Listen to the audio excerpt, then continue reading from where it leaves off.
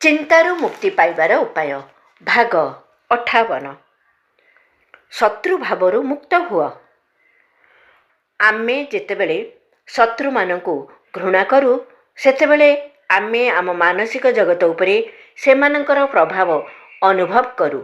ଆନ୍ତରିକ ମନରେ ସବୁବେଳେ ସେମାନଙ୍କ ପ୍ରତି ଭୟ ରହେ।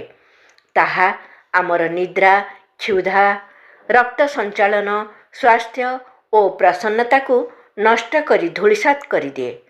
ତୁମେ ଶତ୍ରୁମାନଙ୍କ ବିଷୟରେ ଚିନ୍ତା କରୁଛ ବୋଲି ଯଦି ସେମାନେ ଜାଣିପାରନ୍ତି ତେବେ ସେମାନେ ଏତେ ପ୍ରସନ୍ନ ହେବେ ଯେ ଖୁସିରେ ନାଚି ଉଠିବେ। ଆମର ଘୃଣା କେବଳ ସେମାନଙ୍କର କ୍ଷତି କରିନଥାଏ, ବରଂ ସେ ଘୃଣା ପିଶାଚିନୀ ଆମର ରାତି ଦିନକୁ ସୁଦ୍ଧା ନର୍କରେ ପରିଣତ କରେ।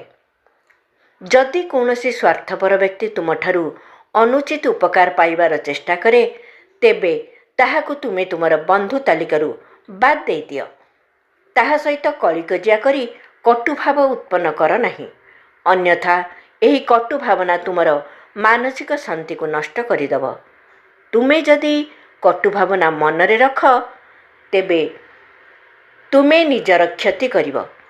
ଯେଉଁ ଲୋକମାନଙ୍କୁ ଉଚ୍ଚ ରକ୍ତଚାପ ରୋଗ ହୁଏ ତାହାର କାରଣ ହେଉଛି ସେମାନଙ୍କ ମନରେ ଥିବା ନିଜ ଶତ୍ରୁ ପ୍ରତି କ୍ରୋଧ ଓ ଘୃଣାରୁ ଉତ୍ପନ୍ନ ବିକ୍ଷେପ।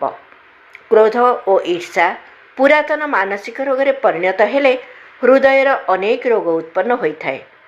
କ୍ରମଶଃ ଆଗାମୀ ଭାଗରେ ଆହୁରି ଆଗକୁ